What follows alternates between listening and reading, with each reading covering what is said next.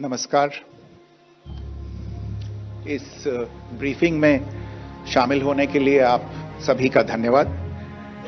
जैसा कि आप सभी जानते हैं, 22 अप्रैल 2025 को लश्कर ए तैयबा से संबंधित पाकिस्तानी और पाकिस्तान प्रशिक्षित आतंकवादियों ने भारत में जम्मू और कश्मीर के पहलगाम में भारतीय पर्यटकों पर बर्बरतापूर्ण हमला किया। 25 भारतीयों और एक नेपाली नागरिक को कायरतापूर्ण मौत के घाट उतार दिया गया। मुंबई के 26 नवंबर 2008 के हमलों के बाद यह भारत में हुई किसी आतंकवादी हमले में मारे गए आम नागरिकों की संख्या की दृष्टि से सबसे गंभीर घटना है। पहलगाम का हमला अत्यधिक बर्बरतापूर्ण था, जिसमें वहां मौजूद लोगों को करीब से और उनके परिवारों के सामने सिर पर गोली मारी गई। हत्या के इस तरीके से परिवार के सदस्यों को जानबूझकर आघात पहुंचाया गया।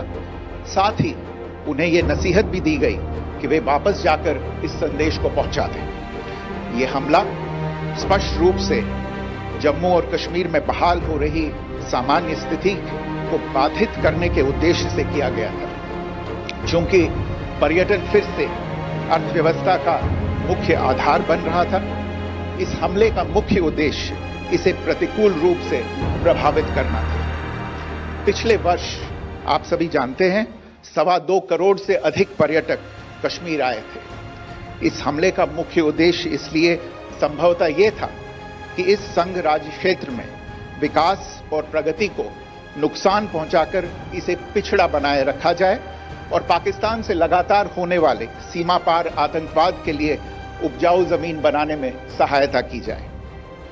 हमले का यह तरीका जम्मू और कश्मीर और शेष राष्ट्र दोनों में सांप्रदायिक दंगे भड़काने के उद्देश्य से भी प्रेरित था। इसका श्रेय सरकार और भारत के सभी नागरिकों को दिया जाना चाहिए कि इन प्रयासों को विफल कर दिया गया। एक समूह ने खुद को रेजिस्टेंस फ्रंट TRF कहते हुए इस हमले की जिम्मेदारी ली है। यह समूह संयुक्त राष्ट्र द्वारा प्रतिबंधित पाकिस्तानी आतंकवादी समूह लश्कर ए तैयबा से जुड़ा हुआ है। यह उल्लेखनीय है कि भारत ने मई और नवंबर 2024 में संयुक्त राष्ट्र की 1267 कमेटी की सैंक्शंस मॉनिटरिंग टीम को अर्धवार्षिक रिपोर्ट प्रस्तुत की थी, जिसमें TRF के बारे में साफ इनपुट दिए गए थे। इससे पाकिस्तान स्थित आतंकवादी समूहों के लिए कवर के रूप में TRF की भूमिका सामने आई थी।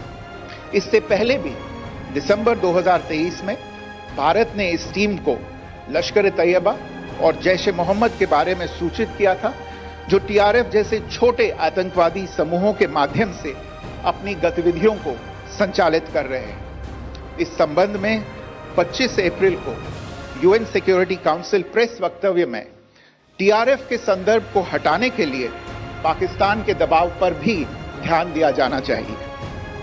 पहलगाम आतंकवादी हमले की जांच से पाकिस्तान के साथ आतंकवादियों के संपर्क उजागर हुए हैं। रेजिस्टेंस फ्रंट द्वारा किए गए दावे और लश्कर ए तैयबा से ज्ञात सोशल मीडिया हैंडल द्वारा इसको रीपोस्ट किया जाना इसकी पुष्टि करता है। चश्मदीद गवाहों और विभिन्न जांच एजेंसियों को उपलब्ध अन्य सूचनाओं के आधार पर हमलावरों की पहचान भी हुई है। हमारी इंटेलिजेंस ने इस टीम के योजनाकारों और उनके समर्थकों की जानकारी जुटाई है। इस हमले की रूपरेखा भारत में सीमा पार आतंकवाद को अंजाम देने के पाकिस्तान के लंबे ट्रैक रिकॉर्ड से भी जुड़ी हुई है, जिसके लिखित और स्पष्ट दस्तावेज उपलब्ध हैं।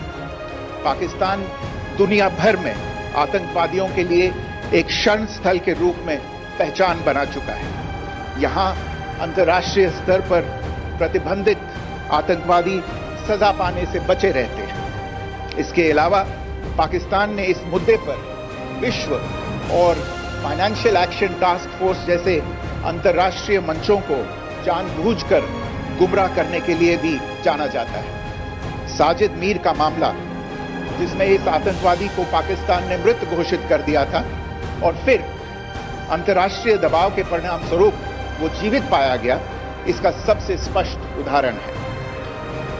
ये स्वाभाविक है कि पहलगाम में हुए इस हमले से जम्मू और कश्मीर के साथ साथ भारत के अन्य भागों में भी आक्रोश देखा गया।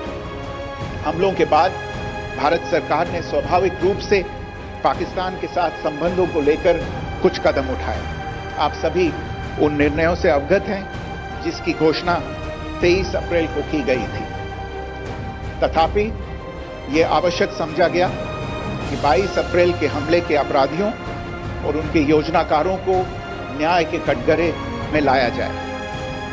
हमलों के एक पखवाड़े के बाद भी पाकिस्तान द्वारा अपने क्षेत्र या अपने नियंत्रण वाले क्षेत्रों में आतंकवादियों की इंफ्रास्ट्रक्चर के विरुद्ध कार्रवाई करने के लिए कोई स्पष्ट कदम नहीं उठाया गया है।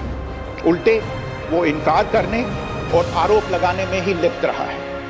पाकिस्तान आधारित आतंकवादी मॉड्यूल्स पर हमारी खुफिया निगरानी ने संकेत दिया है कि भारत के विरुद्ध आगे भी हमले हो सकते हैं। अतः इनको रोकना और इनसे निपटना दोनों को बेहद आवश्यक समझा गया।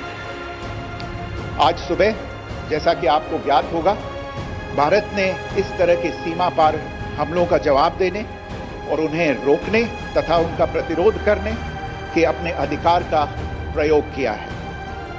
ये कार्रवाई नपीतुली, नॉन एस्केलेटरी, आनुपातिक और जिम्मेदारीपूर्ण है। ये आतंकवाद की इंफ्रास्ट्रक्चर को समाप्त करने और भारत में भेजे जाने वाले संभावित आतंकवादियों को अक्षम बनाने पर केंद्रित है।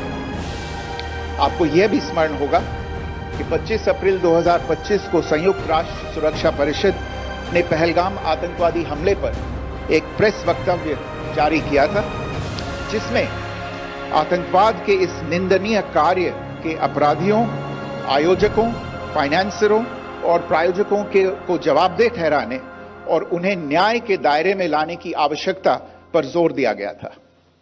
भारत की आज की इस कार्रवाई को इसी संदर्भ में देखा जाना चाहिए।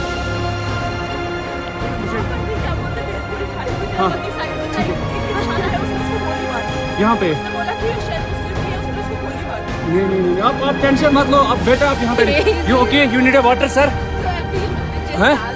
Okay, you first you give the health water, drop of water, take a drop of water sir please. प्रभात देवियों और सज्जनों, मैं कर्नल सोफिया कुरैशी और मेरे साथ विंग कमांडर व्योमिका सिंह आज आपको 6 से 7 मई 2025 की रात 1:05 से 1:30 बजे के बीच भारतीय सशस्त्र बलों द्वारा अंजाम दिए गए ऑपरेशन सिंदूर के बारे में जानकारी देंगे।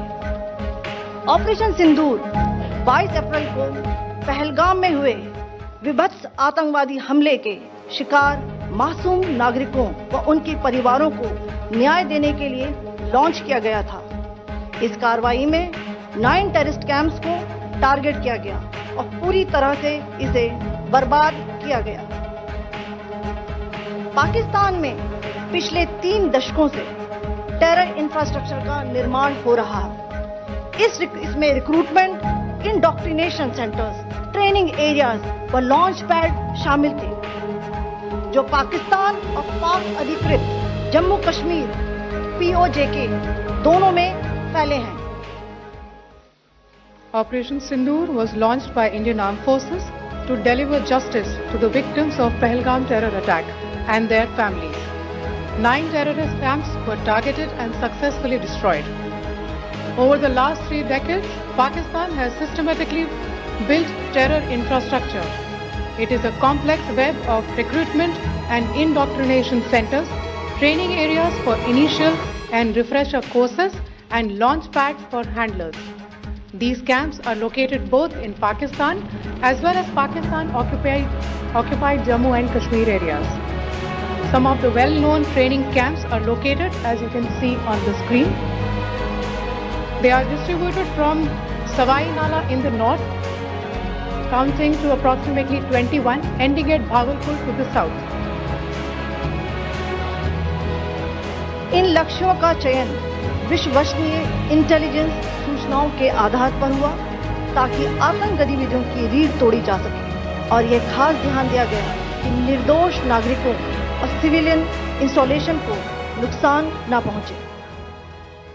मैं आपको बताना चाहूंगी, सबसे पहले सवाई नाला कैंप मुजफ्फराबाद, जो कि पीओजेके के लाइन ऑफ कंट्रोल से 30 किलोमीटर दूर है। यह एक लश्कर तौयबा का ट्रेनिंग सेंटर था। 20 अक्टूबर 2024 सोनमर्ग, 24 अक्टूबर 24 गुलमर्ग, 22 अप्रैल 2025 पहलगाम, इन हमलों के आतंकियों ने यहीं से प्रशिक्षण लिया था। सैयदना बिलाल कैंप मुजफ्फराबाद, यह एक जैश ए मोहम्मद का स्टेजिंग एरिया है। यह हथियार, विस्फोटक और जंगल सर्वाइवल ट्रेनिंग का केंद्र भी था। गुलपुर कैंप कोटली, यह एलओसी से 30 किलोमीटर दूर था। लश्कर ए तौयबा का बेस था जो रजौरी, पुंछ में सक्रिय था। 20 अप्रैल 2023 को पुंछ में और 9 जून 2024 को तीर्थ यात्रियों के बस हमले में यहीं से आतंकी को ट्रेन किया गया था।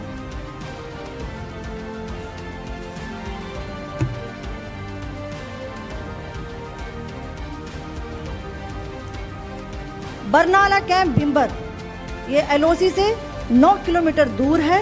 यहाँ पर हथियार हैंडलिंग, आईडी व जंगल सर्वाइवल का प्रशिक्षण केंद्र था। अब्बास कैंप कोटली,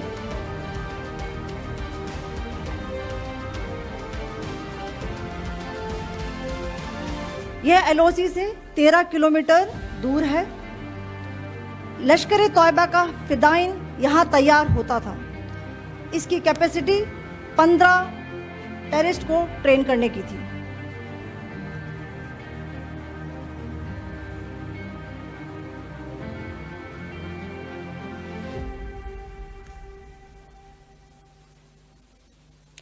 अब मैं पाकिस्तान के अंदर के टारगेट से अवगत कराना चाहूंगी।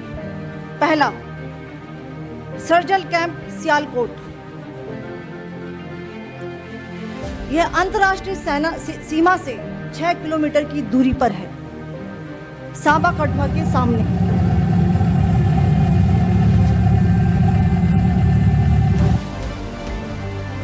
मार्च 2025 में जम्मू एंड कश्मीर पुलिस के 4 जवानों को की जो हत्या की गई थी, उन आतंकवादियों को इसी जगह पर ट्रेन किया गया था। दूसरा, महमूना जाया कैंप सियालकोट, यह 18 से 12 किलोमीटर आईबी से दूर था। हिजबुल मुजाहिदीन का बहुत बड़ा कैंप था। ये कठवा जम्मू क्षेत्र में आतंक फैलाने का नियंत्रण केंद्र था।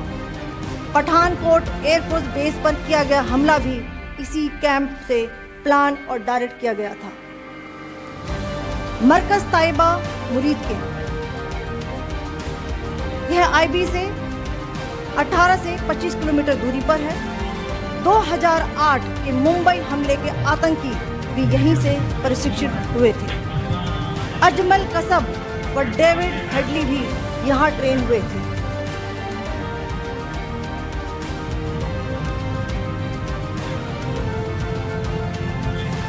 आगे दूसरा आया।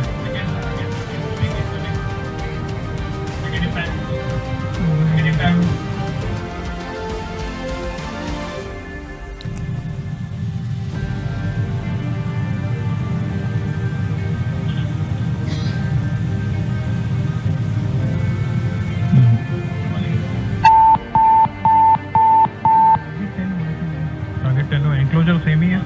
7 इट इज 8 द टारगेट।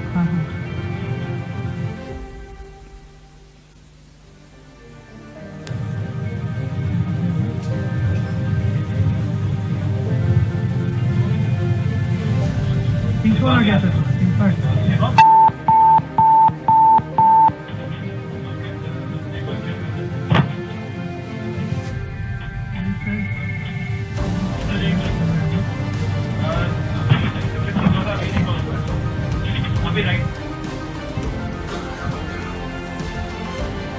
मरकज सुभान अल्लाह भावलपुर, ये इंटरनेशनल बाउंड्री से 100 किलोमीटर दूर है।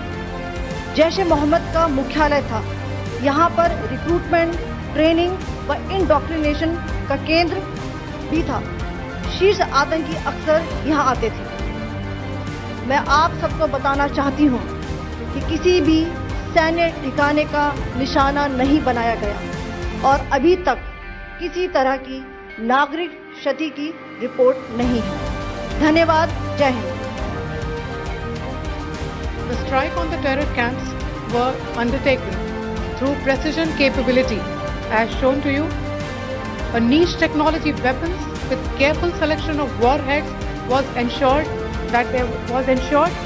so that there will be no collateral damage. The point of impact in each of the targets was a specific building or a group of buildings. All the targets were neutralized with clinical efficiency, and the results reiterate the professionalism of the Indian Armed Forces in the planning and execution of their operations. No military establishments were targeted. India has demonstrated considerable restraint in its response. However, it must be said that the Indian Armed Forces are fully prepared to respond to Pakistani misadventures, if any, that will escalate this situation. Jai Hind, and thank you very much.